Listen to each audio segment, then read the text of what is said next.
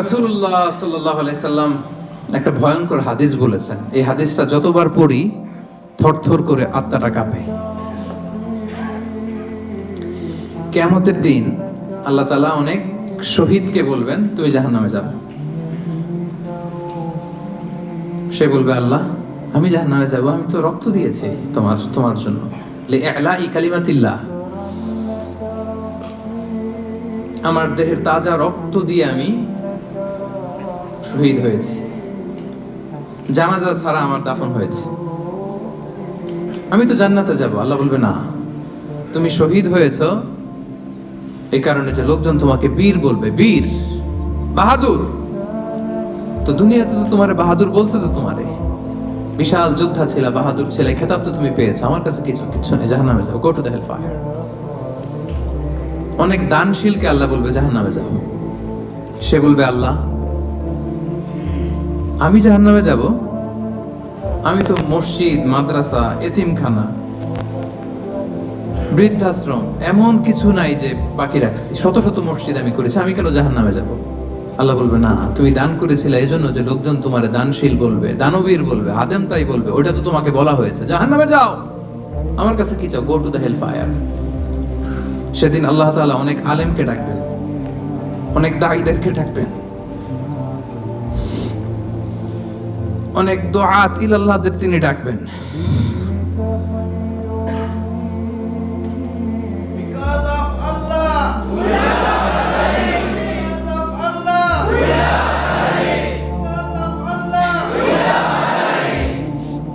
সেদিন অনেক দুআত ইলাল্লাহদেরকে ডেকে আল্লাহ বলবেন যে তুমিও জাহান্নামে যাবে।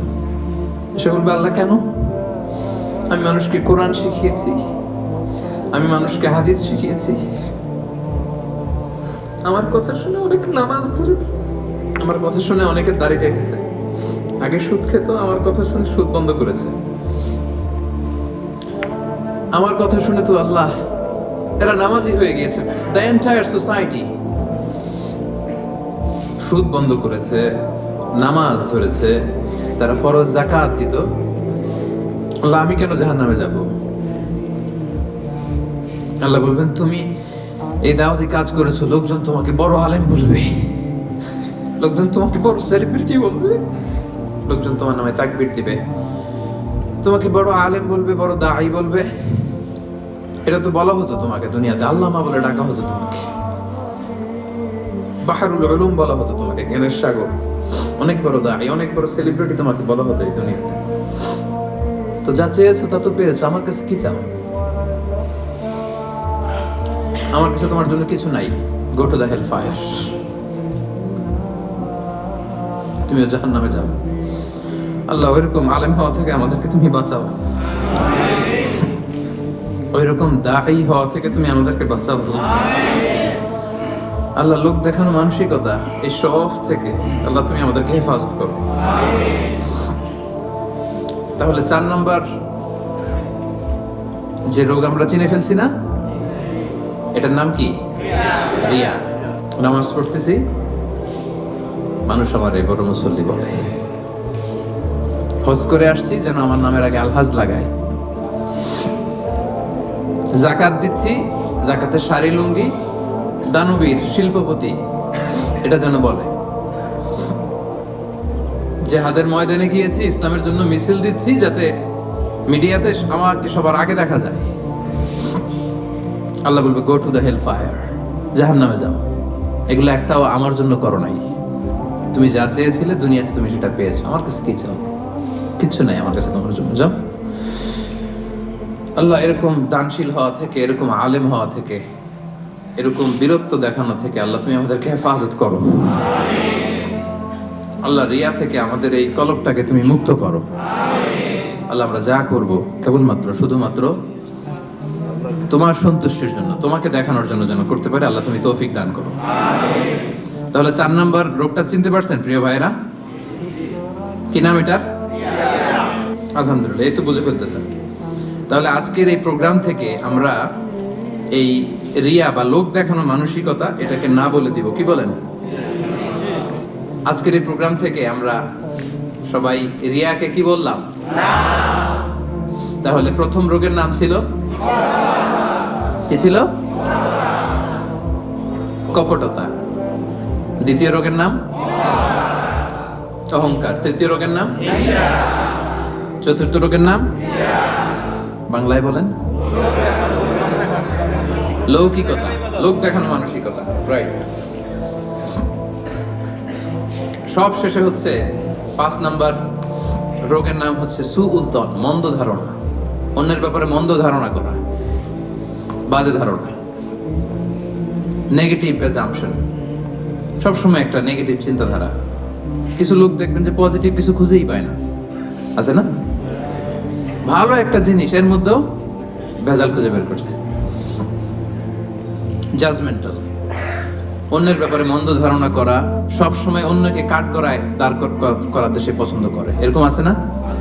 ওনার এই সমস্যা, ওনার তো উনি এটা নামাজ হয় না, এর তো ঝামেলা আছে ফ্যামিলিতে, ওর তো এটা, ওর সমস্যা, তোর কি সমস্যা? ওর সমস্যা যে বুঝলি, তোর কি সমস্যা বল? এরকম এরকম আছে না? নিজের দোষের কোনো খবর নাই, শুধু অন্যের দোষ, শুধু অন্যের দোষ, শুধু নেগেটিভ। প্রিয় ভাইরা, এই নেগেটিভিটি থেকে বেরিয়ে আসতে হবে আমাদের। অন্যের দোষ খোঁজা যাবে না, নিজের দোষ খুঁজতে হবে। নিজেকে কাট করায় দাঁড় করান, একটু নিজে কি কি ভুল করলাম, নিজে কি কি অন্যায় করলাম, এটা একটু বের করবার চেষ্টা করেন।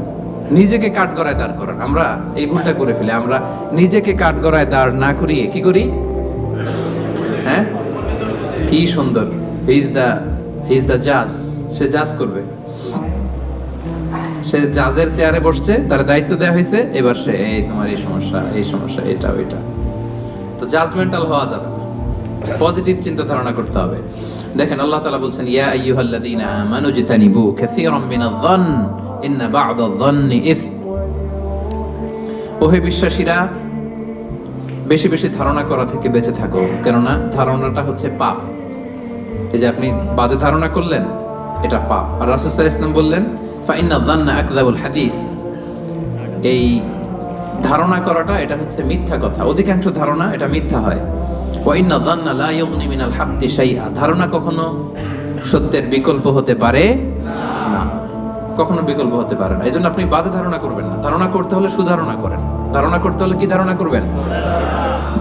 হঠাৎ দেখলেন যে ওদিকে আজান হইতেছে, বসে আছে, এই নামাজ পড়ে নাই, কোথায় নামাজ পড়েই না, ওর যে কি সমস্যা আছে আপনি জানেনই না, হতে পারে না? কি রে নামাজ পড়লো না? সে হয়তো মুসাফির, সে কি, সে তো জমা কসর করার অনুমতি তো, ফ্লেক্সিবিলিটি তো শরীয়ত দিয়েছে, ঠিক কি না? বোন একটাকে দেখছেন নামাজ পড়ে নাই, ধারণা করে নিতে তো বেনামাজি, এর বউ তো নামাজ পড়ে না, এরকম বলে না? হয়তো মেনস্ট্রুয়েশনাল পিরিয়ড চলছে, তার পিরিয়ডের কারণে তো সে নামাজ পড়তে পারবে না। আপনার বন্ধুকে দেখলেন বোরকা পরা এক মহিলার সাথে যাচ্ছে, দিক দিয়ে একটা মেয়ের সাথে, ইয়াং বোরকা পরা, এই তো বাজে ধারণা শুরু, মামাই তো একেবারে কাজ করে ফেলাইছে। হ্যাঁ, বলে না এরকম? মামাই তো একেবারে কাজ বানাই দিছে। আল্লাহু আকবার। এই যে আপনি ধারণা করলেন, আপনার গুনার পাল্লাটা ভারী করলেন। এই মেয়েটা তার আপন বোন হতে পারে কি পারে না? আসতে বললেন যে পারে কি পারে না? তার আপন ভাগ্নি হতে পারে কি পারে না? এই যে আপনি মন্দ ধারণা করছেন, মানে যাই দেখি আমরা খালি চোখে, এটা কিন্তু সব বাস্তবতা না। Something could be strange behind the scene. এর বিপরীতে এমন কিছু আছে, ওটা আমি জানি না হিস্ট্রিটা। এজন্য আপনি সুধারণা করবেন। কি করবেন? সবসময় সুধারণা করবেন। এই মন্দ ধারণা, বাজে ধারণা, অনেকে এরকম কিছু দেখলেই, বিয়ে করার পরে একটা ঘড়ি হাতে দেখলেই এটা বোধহয় যৌতুক দিছে বোধহয়। পুলিশ অফিসার একটা গাড়ি কিনছে বা ফ্ল্যাট কিনছে, এই তো ঘুষের টাকা দিয়ে বানায় ফেলছে। পুলিশ অফিসার মানেই কি সবাই ঘুষ খায়? ঘুষ খায় একটা বড় সংখ্যক, কিন্তু এখনো অনেক সৎ পুলিশ অফিসার আমার দেশে আছে না? নাই? আছে, এখনো আছে। তো আপনি মন্দ ধারণা করে গুনার পাল্লা ভারী করবেন না। তাহলে এই মন্দ ধারণাকেও আজকের প্রোগ্রাম থেকে আমরা কি বলে দিলাম? তাহলে 5টা রোগ চিনছেন না? 1 নম্বরে কপটতা, 2 নম্বরে অহংকার, 3 নম্বরে হিংসা, 4 নম্বরে লৌকিকতা, 5 নম্বরে মন্দ ধারণা করা। আচ্ছা ঠিক আছে, এই যে রোগ যে হয়েছে, রোগ নিয়ে বসে থাকা ভালো না, ট্রিটমেন্ট করতে হবে। আসেন চিকিৎসা শুরু করে দিই। 1 নম্বরে চিকিৎসা তাকওয়াল্লাহ, আল্লাহর ভয় লাগবে। এখানে কি লাগবে? আল্লাহর ভয়। আল্লাহর ভয় যাদের হৃদয়ে থাকে তাদের হৃদয় কখনো কি হয় না? পথ ভুলে যায় না। যাদের হৃদয়ে আছে আল্লাহর ভয় তারা কবু পথ ভুলে যায় না। আল্লাহর প্রেম ছাড়া এই দুনিয়ায় কারো কাছে কোনো কিছু চাই না। রাতের আধারে যারা সেজদাতে রয় দু চোখের স্রোতে নদী যেন বয়। ছলনার হাতছানি যতই আসুক পেছনে ফিরে সে তাকায় না। সবাই পড়েন, যাদের হৃদয়ে আছে আল্লাহর ভয় তারা কবু পথ ভুলে যায় না। আল্লাহর প্রেম ছাড়া এই দুনিয়ায় কারো কাছে কোনো কিছু চাই না। আলহামদুলিল্লাহ বলে আমরা যেন সেই পথের পথিক হতে পারি। আমরা পড়ি আমিন।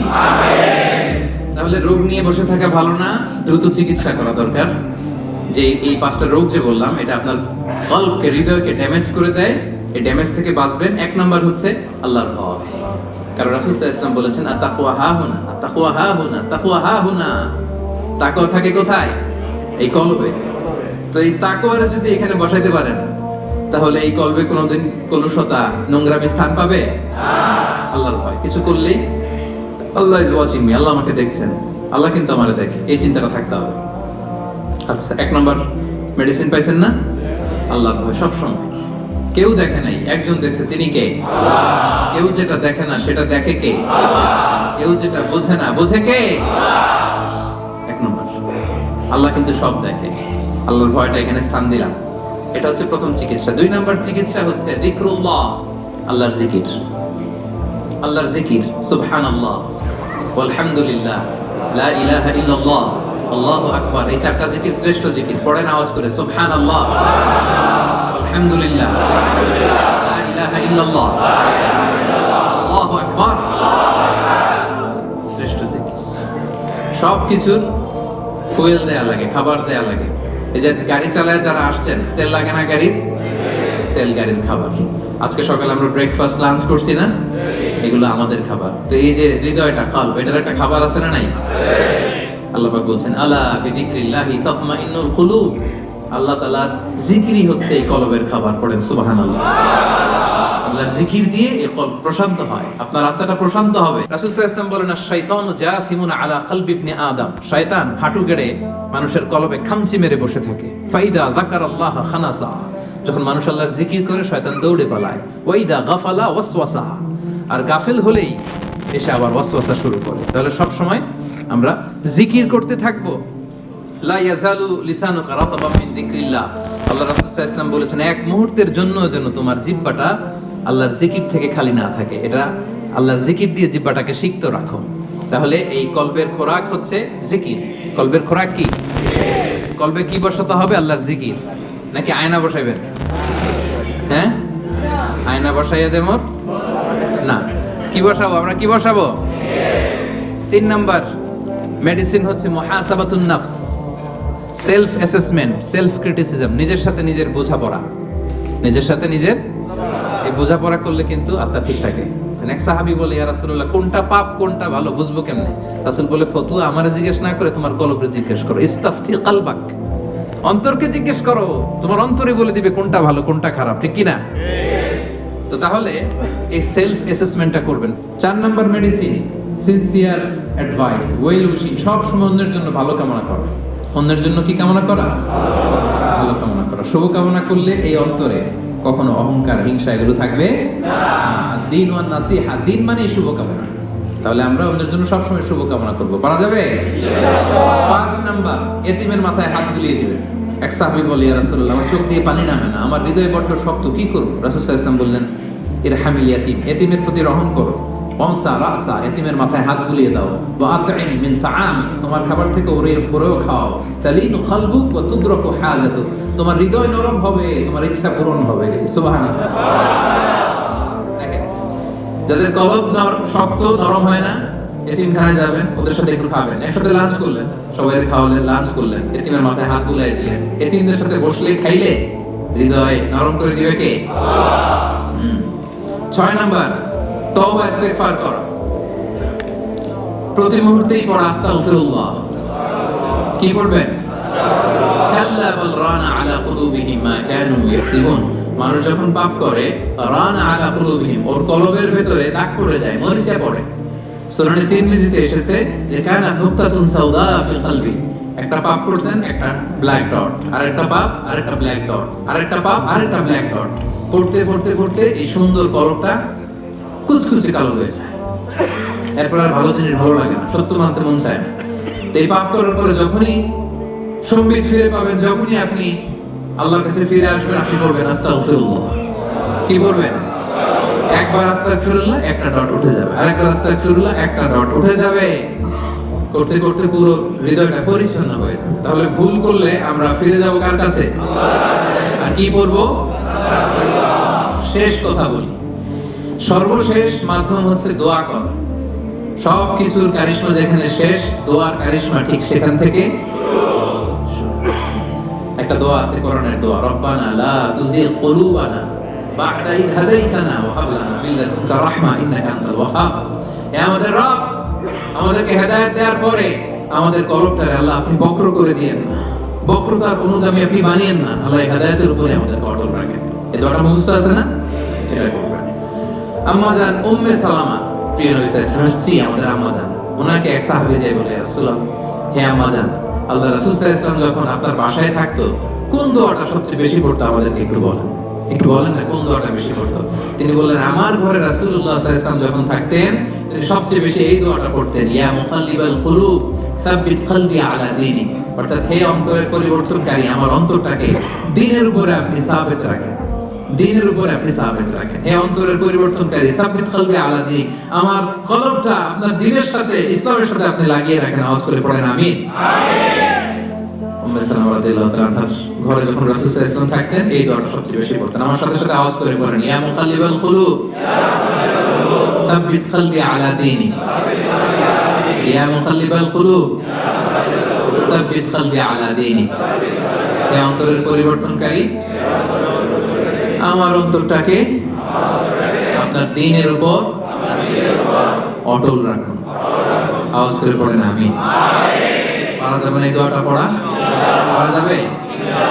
5টা রোগ আমরা চিনতে পারছি, যে 5টা রোগ আমাদের হৃদয়কে ড্যামেজ করে দেয়, চেনা গেছে?